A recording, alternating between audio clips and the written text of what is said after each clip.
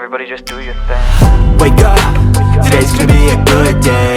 Wake up, today's gonna be a good day. Wake up, today's gonna be a good day. Wake up, today's gonna be a good day. Wake up. 안녕하세요, 명상의 시간입니다. 어제는 CPI가 나오면서 강한 혼조세를 보였는데 결국은 나스닥 기준으로 0.64% 오르면서 마감을 했습니다. 예상치만큼 나왔고 7%대에서 6%대로 내려왔는데 생각보다 증시가 많이 오르지 않았으니 좀 의아하신 분들이 계실 겁니다. 몇 가지 발목을 잡은 부분이 있죠. 우선 인플레이션 수치가 내려온 가장 큰 이유는 휘발유의 하락이 컸습니다. 에너지 부분이 전체적인 수치를 떨어뜨린 것으로 보이면서 에너지는 여기서 더 떨어지진 않을 텐데 그럼 1월은 생각보다 떨어지지 않을 수도 있다. 그리고 중국이 다시 경제활동을 시작하면 에너지 가격은 다시 오를 텐데 그렇다면 인플레이션이 다시 오를 수도 있다는 그런 걱정거리가 생겼습니다. 그리고 같이 나온 신규 실업수당 청구 건수도 고용은 계속 좋구나. 그렇다면 이게 전체적으로 좋지만은 않네. 그런 분위기라고 볼 수도 있겠습니다. 보시면 휘발유가 굉장히 많이 하락을 했죠. 주거비가 아직 많이 내려오지 않았습니다. 지난해 6월에 9.1로 정점을 찍고 6.5로 내려왔는데 그 감소를 주도하는 것은 신차나 중고차, 휘발유, 의류, 그리고 의료, 식품, 에너지가 주도를 하고 있습니다. 하지만 지금 차량과 휘발유의 경우는 여기서 더 내려가기가 힘들어 보이는 정도까지 내려왔고 중고차의 가격은 연간 마이너스 15%로 데이터 역사상 최악으로 하락을 기록했습니다. 그렇다는 건 더 내려가기가 힘들죠. 반영이 거의 끝났다고 보여집니다. 남은 건 서비스, 주거비, 임금 등인데 임금도 살짝 꺾인 게 보이고 전체적으로 둔화되는 조짐은 보이고 있습니다. 다만 걱정되는 건 과연 감소가 1월 수치에 이게 반영이 될까인데 지금 많이 내려온 부분은 정체되어 있어야 하고 에너지, 주거비 등이 내려와야 다음 달 전체적인 수치가 더 내려오겠죠. 그 부분을 잘 봐야 할 걸로 보입니다. 우선 이제 곧 있을 FMC에서 25pp는 거의 확정적으로 봐야겠죠. 그래서 금리는 이건 펀드로 보는 시장의 기대인데 5%에서 멈추고 말부터 인하를 시작할 거라는 기대를 하고 있습니다.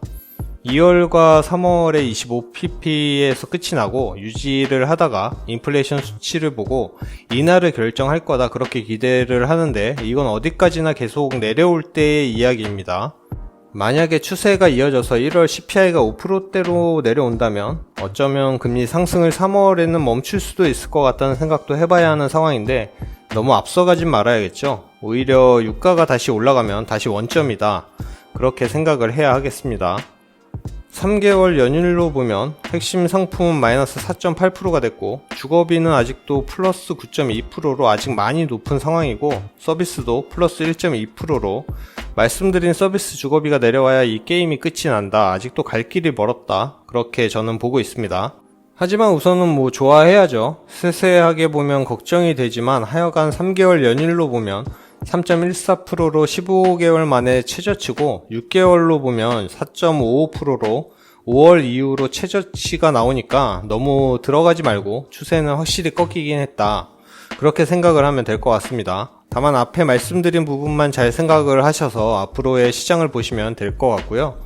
ISM 서비스와 PMI 가격은 지속적으로 하락을 보이고 있습니다. 아직 원하는 수치는 아니지만 추세를 봐야 한다고 말씀을 드렸죠.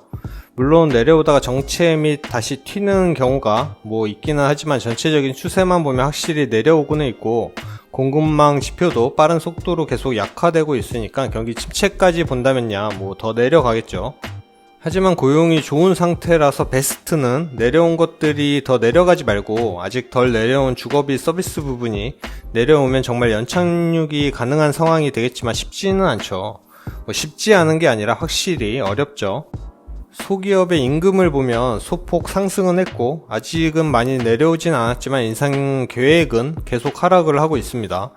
임금도 추세에는 꺾였다고 보이고 정가 이상으로 판매되는 주택의 비율도 30%로 떨어졌고 최고치가 2022년 3월이었는데 훨씬 낮은 수치를 보여줍니다. 인플레이션 이야기는 여기서 마무리하고 이제는 주가 이야기를 하겠습니다. 2020년을 보면 플러스 마이너스 1%보다 많은 일일 변동이 2008년 이후에 가장 많았습니다. 금융위기가 시작된 2008년 그리고 작년 다음이 금융위기 후폭풍 2009년과 코로나 팬데믹인 2020년 순인데 현재 주가도 많이 내려온 상황이라 뭐 떨어져봤자 여기서 얼마나 더 떨어지겠냐. 어떤 사고가 발생하지만 않는다면 떨어져봐야 나스닥 기준으로 한 마이너스 15% 정도에서 마무리가 되지 않을까. 그러니까 나스닥 기준으로 한 9천 정도, 그 정도를 보고는 있습니다. 미국채 20년물 금리도 보면 현재로서는 추세가 꺾이는 걸로는 보이는데 아직 확실한 건 아니고 3월이 되어야 확실히 상승은 멈추지 않을까, 그런 조심스러운 생각을 하고 있습니다. TMF도 3월 전에 한번 하락이 나올 수는 있지만 큰 하락은 뭐 힘들지 않을까, 그렇게 생각을 하고 있습니다. 그래서 추세선 이하로라도 내려오면 조금은 더 매수 계획이 있고, 다시 말씀드리지만 원하는 위치에 오면 저는 전량 매도 계획도 있습니다. TQ도 보면 현재 며칠간 계속 상승을 했는데 TQ는 추세선 위에 있죠. 그건 너무 많이 하락을 해서 그런 거고, 한 배짜리 QQQ를 한번 볼게요. 이걸 보면 추세선과 200일선에 확실히 눌리고 있죠. 그래서 전에도 말씀을 드렸지만 차트를 보실 때는 3X 레버리지보다는 한 배짜리를 보시는 습관을 들이시는 게 조금은 도움이 되실 거라고 생각이 됩니다. TQ나 나스닥 차트를 보면 되니까 하지만 거래량 같은 게 안 나오니까 이게 한 배짜리 보시는 게 좋을 것 같습니다. 그리고 속슬도 보면 잘 오르고 있죠. 근데 이것도 SOXX를 보면 추세선 위에 있죠. 이건 확실히 TQ보다는 위치가 좋습니다. 3X 레버리지는 하락장에서 정말 큰 하락을 받고 상승장에서는 또 반대로 큰 버프를 받죠.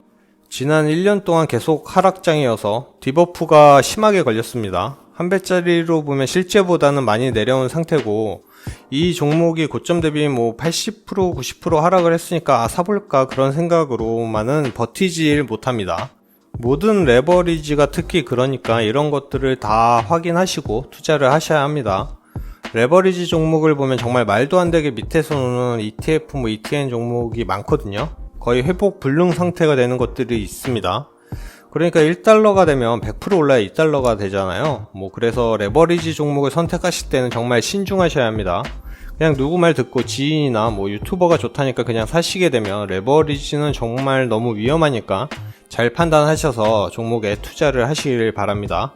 저도 지금 레버리지 투자를 하고는 있지만 저는 이렇게 하고 있다는 거지, 그리고 투자하시는 분들과 함께 이야기하는 거고 절대 투자를 권하는 영상은 아니니까 오해는 안 하시길 부탁드리고, 모두 투자하시는 것들에게 꼭 이기는 투자 하시길 바라면서 오늘 영상은 마무리하겠습니다. 조금의 도움이 되셨다면 구독과 좋아요 부탁드립니다. 알림 설정은 귀찮으니까 안 하셔도 됩니다. 저도 알림 설정은 안 하거든요. 그럼 오늘도 조금만 더 고생하시고, 고생 많으셨고 푹 쉬시는 저녁 시간 되시길 바랍니다. 그럼 다음에 만나요.